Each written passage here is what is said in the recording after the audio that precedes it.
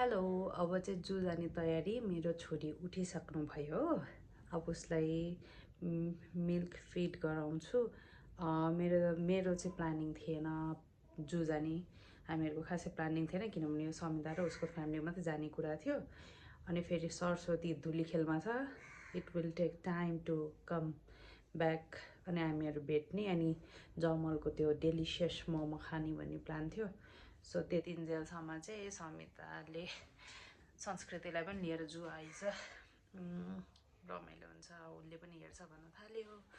अब तयारी हुनु पर्यो।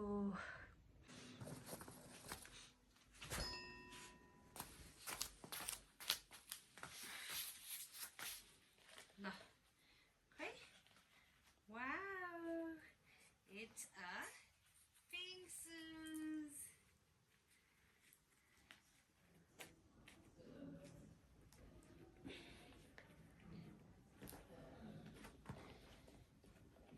Another leg.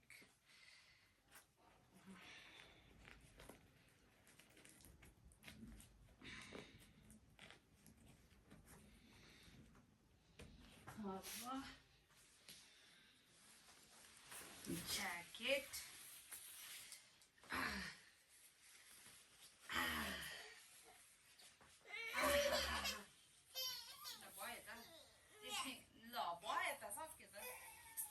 नि लुगा लाउन भनेपछि फेरि उनलाई यति गाह्रो पर्छ। नकालु नकालु। Put the ring on the sucker.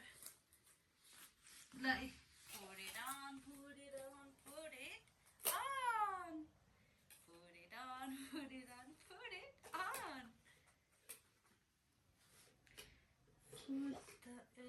कपाल नबान्दिकन लगाउनु पर्ला सोच्दैछु। टोपी लगाइदिनु पर्छ सो द्याट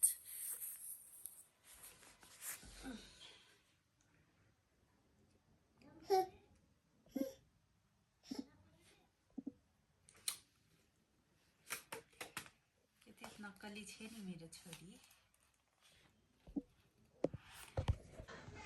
म चाहिँ रेडी भएँ। यहाँ अर्को रुएर फेरि केही छैन। हे भगवान्, के भयो? ल, मम्माको र सानाको सेम सेम लुगा। वाउ, अब हामी घुमी घुमी गनी जू जाने आज।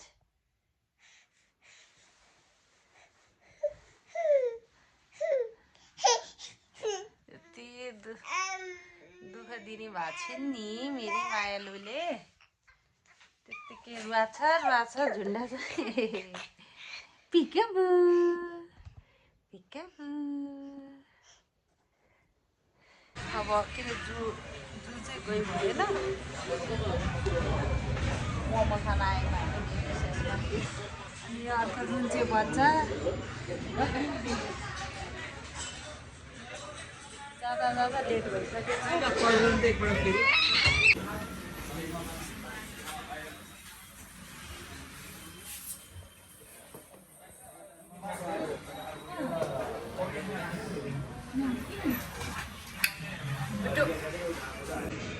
ल मोमो आयो, खाए ल।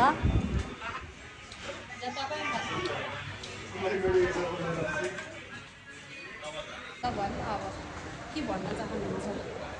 के भन्न चाहनुहुन्छ भने यो ड्रेसको साह्रै गर्नु रहेछ। वर्ल्ड ट्रेडको होइन यो विशाल बजार। यत्रो ठुलो भएपछि अलिकति टोइलेट राम्रो सफा हुनु पर्दैन। पब्लिक टोइलेट भएर अब हामी लस्सी खान जाँदैछौँ। अनि पानीपट्टि पनि लस्सी त पाउँदैन हो त। लस्सी अनि चाट। आमा त्यसो नभन्नु न।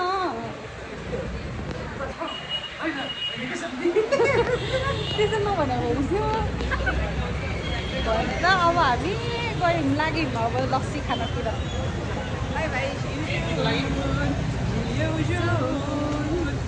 के गरे?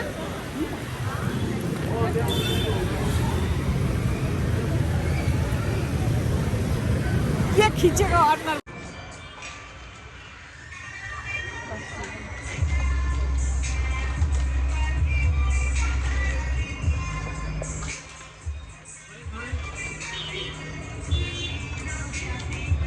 तर महँगो भएछ त्यतिको 60 रुपियाँ